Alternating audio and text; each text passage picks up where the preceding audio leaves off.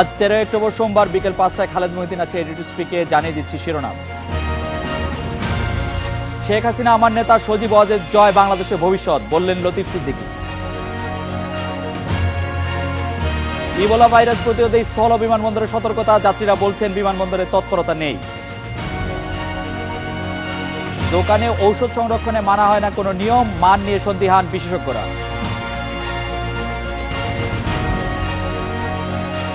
সময় মতো কাজ শুরু না হয় পদ্মা সেতুর ব্যয় বাড়ছে, সংশোধনের জন্য পাঠানো হচ্ছে পরিকল্পনা কমিশনে। খেলার মাঠের অভাবে ঘরে বসে সময় কাটাতে হচ্ছে রাজধানীর শিশুদের, ব্যাহত হচ্ছে স্বাভাবিক বিকাশ।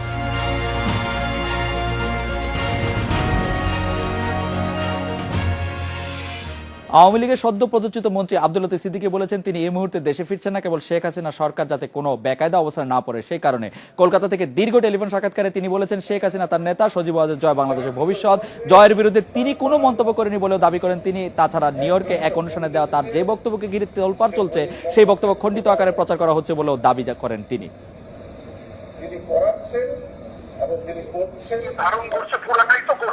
জি, তাকে বলো পুরোটা দাও, নয় কষ্ট করো, কেন পুরোটা না করে তুমি এই টুকুটা বারণ করলাকে।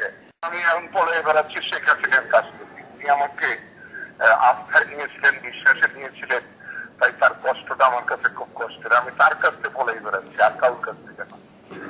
আপনি আমাকে দলীয় প্রেসিডিয়ামের সদস্য থেকে অপসারণ করলেও দুঃখ পাবো না, বরং মনে করব যথার্থই হয়েছে।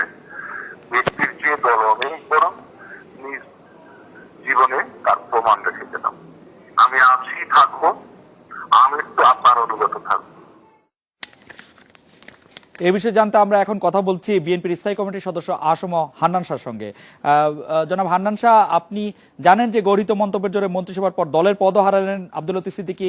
এই বিষয়ে তাকে এই যে বহিষ্কার করা হলো বা অব্যাহতি দেওয়া হলো এবং তারপরে দল থেকেও তাকে অপসারণ করা হলো, প্রাথমিক সদস্য পদের ব্যাপারেও তাকে বলা হয়েছে যে 7 দিনের মধ্যে কারণ না দর্শালে তার প্রাথমিক সদস্য পদ থাকছে না। এই বিষয়ে আপনার মূল্যায়ন, পর্যবেক্ষণ বা আপনার দলের অবস্থানটা আপনার কাছ থেকে একটু শুনতে চাইবো জনাব হান্নান শাহ।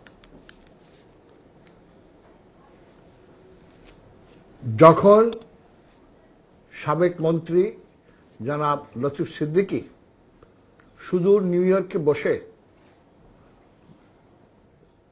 ইসলাম ধর্মের বিরুদ্ধে এবং মাননীয় প্রধানমন্ত্রীর পুত্র এবং প্রধানমন্ত্রীর উপদেষ্টা বটে জনাব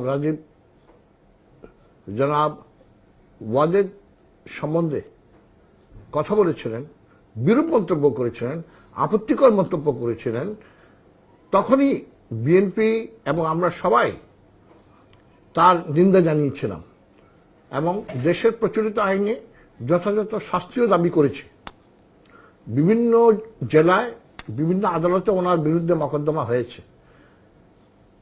দেশের মানুষ বর্তমান সরকারের বিরুদ্ধে অবস্থান নেয় এবং জনাব লতিফ সিদ্দিকীর বক্তব্যে সেই পরিস্থিতি আরো খারাপের দিকে যাবে আশঙ্কা করে বর্তমান সরকার দুটি পদক্ষেপ নিয়েছেন। একটি হলো জনাব লতিফ সিদ্দিকীকে মন্ত্রিসভা থেকে বাদ দেওয়া, আর দ্বিতীয় হলো ওনাকে দলীয় প্রেসিডিয়াম সদস্য পদ থেকে বাদ দেওয়া। কিন্তু যে অপরাধ উনি করেছেন, যেটা আমরা নিজে কানে এবং নিজে চোখে টিভির বদৌলতে দেখেছি, তার শাস্তি কি কেবল এতটুকু? তাকে তো দল থেকে বহিষ্কার করা হয় নাই, বলা হচ্ছে কারণ দর্শানোর নোটিশ দেওয়া হয়েছে এবং যতটুকু জানতে পেরেছি ওনাকে পার্লামেন্টের সদস্য পদেও বহাল রাখা হয়েছে। এহেন অবস্থায় আমার মনে হয় যতক্ষণ পর্যন্ত জনাব লতিফ সিদ্দিকীকে আইনের সম্মুখে এনে তার যথাযথ বিচার না করা হবে, ততক্ষণ পর্যন্ত এই যে অধ্যায় সেটি শেষ হবে না। এই অধ্যায়টি কি?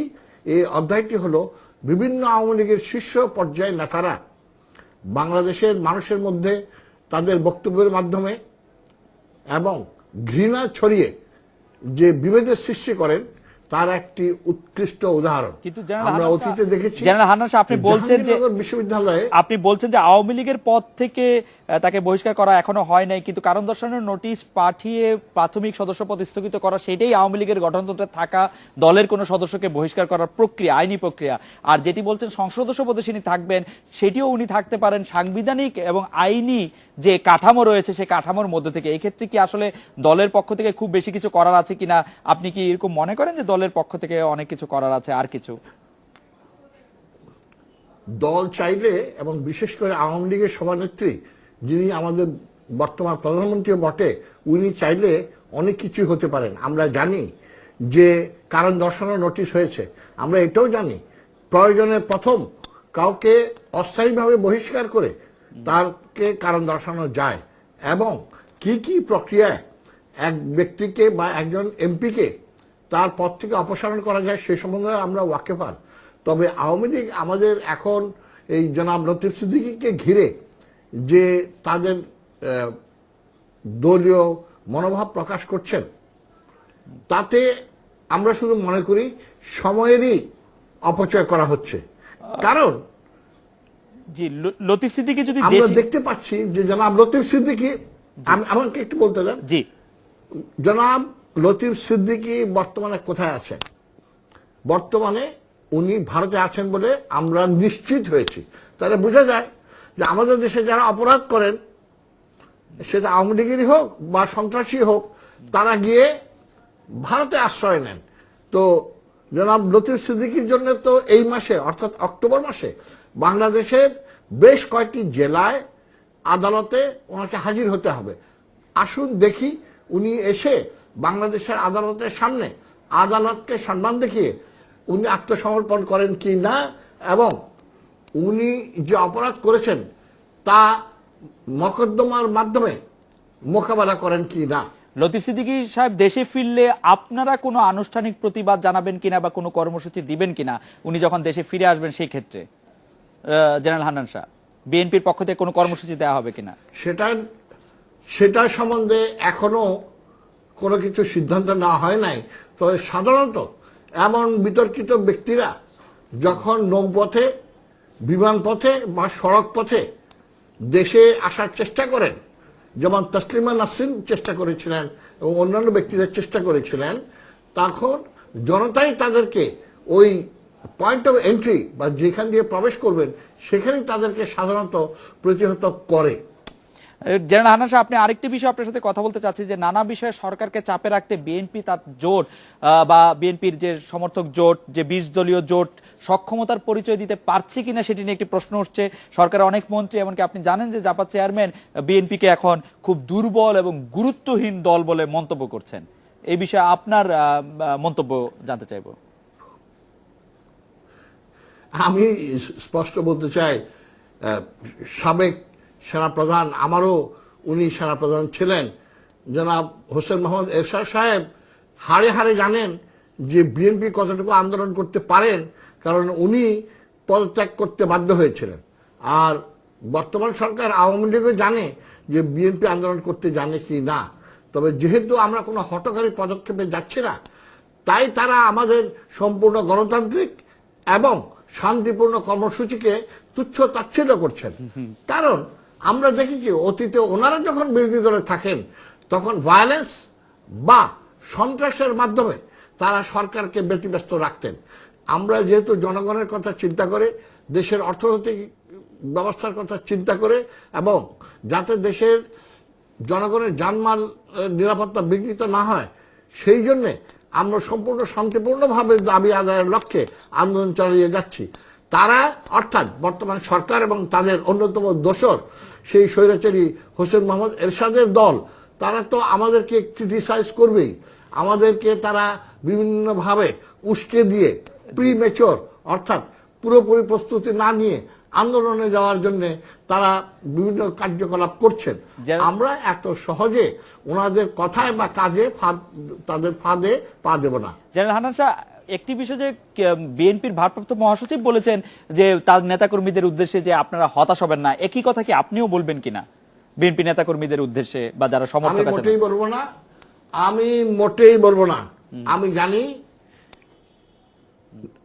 নাসরু মিনাল্লাহি ওয়াল ফাতহুন করিব, যারা আল্লাহর রাস্তায় বা সত্যের পথে সংগ্রাম করে তাদের বিজয় অবশ্যই হবে। আমরা একটি অনৈতিক এবং অনির্বাচিত জবরদখলকারী সরকারের অধীনে বর্তমানে আছি, আর ওই সরকারকে মদদ দিচ্ছে অতীতের এমন একটি সরকার, অর্থাৎ হোসেন মোহাম্মদের সরকার, যেটি স্বৈরাচারী সরকার। সুতরাং দেখতে পাচ্ছেন একটি মানবাধিকারী লঙ্ঘনকারী সরকার, একটি সরকার যারা বিরোধী দলকে মিথ্যা মামলা দিয়ে জেলে পুরে নেতাদেরকে বিভিন্ন প্রকারে হয়রানি করে তাদেরকে রাজনীতি থেকে দূরে রাখার চেষ্টা করছেন। তো এই দুই অপশক্তি, অর্থাৎ বর্তমানে যারা গণতন্ত্র বিরোধী শক্তি, যারা বাকশাল কায়েম করেছিল তারা এবং স্বৈরাচার, দুজনে মিলে তো অবশ্যই আমরা যারা গণতন্ত্র চাই, আমরা যারা জনগণের কথা বলি, আমাদের বিরুদ্ধে কথা বলবে। একটা জিনিস লক্ষ্য করবে, দেশবাসী লক্ষ্য করছেন যে মার্চে মাসির দরদ বেশি। বিএনপি কি করলো না করলো, এইটার আমাদের কোথায় দোষ বা কি করলে আমাদের ভালো হয়, সেই জন্য আওয়ামী লীগের বড় বড় নেতারা, এমনকি হোসেন মোহাম্মদ এরশাদ সাহেবও এখন উপদেশ দিয়ে বেড়াচ্ছেন। আমি শ্রদ্ধার সাথে বিনয়ের সাথে হোসেন মোহাম্মদ এরশাদ সাহেবকে বলবো, আবার রংপুরে যান, যে দেখেন আপনার দলের কি অবস্থা, নিজের নাই ঘরের ঠিক, অন্যের সম্বন্ধে খালি বেঠিক পেঠিক। জি জেনারেল হান্নান শাহ, আপনি যদি এটি বলতেন যে আমরা শুনেছিলাম যে ঈদের পর কঠোর আন্দোলন করবে বিএনপি, সেই কঠোর আন্দোলন কি শুরু হয়ে গিয়েছে বা কঠোর আন্দোলন কি চলছে?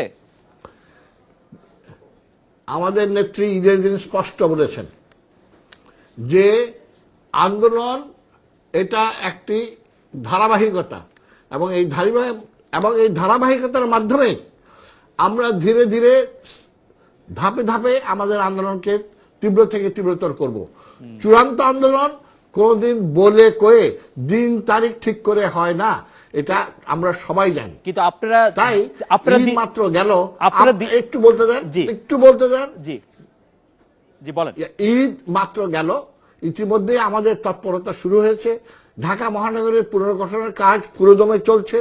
আপনি দেখতে পাচ্ছেন যে আমাদের নেত্রী বিভিন্ন পেশার এবং বিভিন্ন স্তরের মানুষের সাথে আলাপ আলোচনা করে জনগণকে উদ্বুদ্ধ করার সচেষ্ট আছেন, যাতে তারা আমাদের পক্ষে এসে আমরা যে জনগণের পক্ষে দাবি দাওয়া নিয়ে আন্দোলন করছি তার প্রতি সমর্থন আদায়ের জন্য, এবং আমরা সমর্থন পাচ্ছিও বটে। জেনারেল হান্নান শাহ, আপনাকে অনেক ধন্যবাদ। রেডিও স্পিকের ছোট্ট একটি বিরতি নিচ্ছি, ফিরছি ঠিক 40 সেকেন্ড পর।